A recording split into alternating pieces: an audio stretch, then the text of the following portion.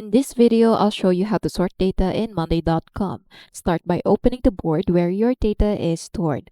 Once the board loads, look across the top row where your columns are displayed. This may include columns like status, date, priority, people, or numbers. To begin, decide which column you want to sort by. Move your cursor over the title of that column. On the right side of the column title, a small three-dot menu icon will appear. Click on that icon. A drop-down menu will open with several column options. Look for an option called Sort, Sort Board, or Sort by this column. Then click on it. This will automatically sort the rows. If it automatically sorts in ascending order, you can click the small circle icon at the top of the column and it will change into descending format.